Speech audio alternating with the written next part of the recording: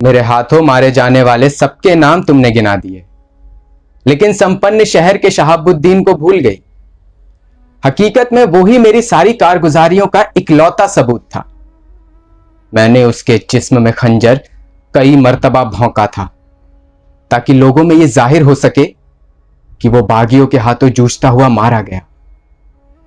लेकिन हर बार जब भी मैं उस खंजर से उसके जिस्म को चीरता था, तो मेरे रोंगटे खड़े हो जाते थे। अजीब खुशी से सनसनी मेरे जिस्म में दौड़ने लगती थी और ऐसी वहशी ताकतों का एहसास होता था जो पहले कभी महसूस नहीं हुई थी। तब मैं समझ गया, यकायक जान गया कि खुखवारी का वजूद मेरे दिमाग में नहीं, मेरी नसों में है। तशद्दुद और खुखवारी मेरे रग रग रेशे रेशे में रची हुई है। मोहब्बत, सुकून, अदलो अमन वगैरह तमाम मुकद्दस लफ्ज उस वक्त सिर्फ हरफों का पुलिंदा नजर आए। और जब मैंने अपने अंदर झांक कर देखा, तो मैंने पाया कि तशद्दुद और खुखवारी के अलावा और कुछ नहीं है, कुछ नहीं। सबसे पहले मैंने 3 आदमियों का कत्ल किया, अपने वालिद का, अपने भाई का और शेख मोहतरम के कातिल का।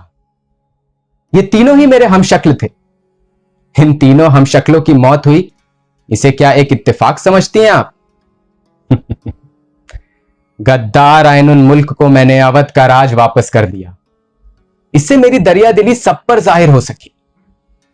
लेकिन आज उसी की रियाया उसे शेख मोहतरम का कातिल मानती है, गाहे बगाहे उसकी मलामत करती है, उसके मुंह पर थूकती है। क्या इसे भी आप एक इत्तेफाक समझती हैं? नहीं अम्मी जान, नहीं, ये कोई इत्तेफाक नहीं है। दरअसल खुखवारी और तशद्दुद की मुझे बेहद जरूरत थी, और अभी भी है, ताकि तीर की मानिंद मेरी जिंदगी को एक ठोस निशाना मिल सके, जिंदगी करामत बनाने के लिए एक ठोस मकसद हासिल हो सके। वरना मेरा जाहिरा आलम काफूर हो जाएगा और ये तन्हाई मुझे खा जाएगी। लेकिन इसके लिए तुमने नजीब को जिबा क्यों किया, बताओ? अम्मी जान, अब आप उससे कहेंगी कि तुमने अपने एतिकादों के लिए कितनों को बेमतलब मरवा डाला, तो क्या मैं तुम्हारे लिए एक का कत्ल भी नहीं करवा सकती?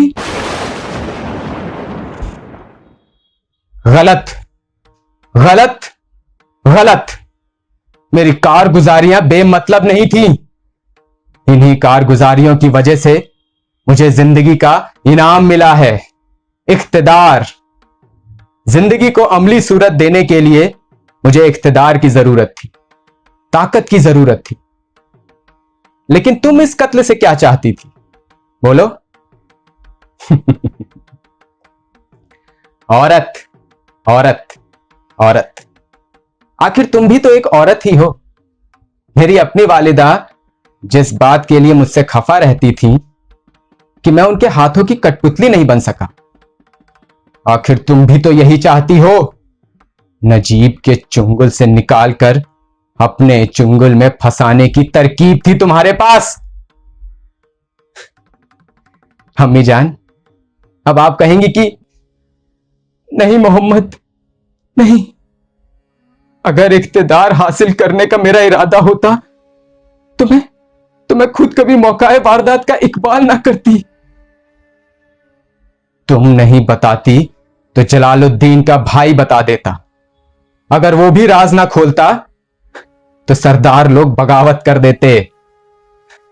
चालाक औरत, काफी होशियारी बरती है तुमने, लेकिन तुम इस गफलत में मत रहना कि तुम मेरी अम्मी जान हो, इसलिए मैं तुम्हें सजा से बरी कर दूंगा। तुम्हारे प्यार की मैं रत्ती भर भी कद्र नहीं करूंगा अम्मी जान।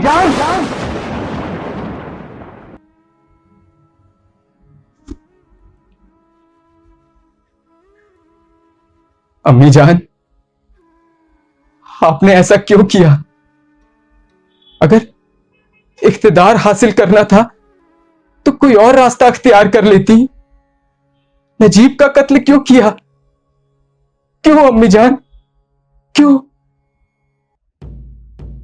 मत कहिए बेटा मुझे, और अपनी बज़ात निगाहें मेरे सामने से हटा दीजिए, क्योंकि अब मैं आपको सजा दूंगा, ऐसी सजा जिससे आपकी रूह कांप जाएगी।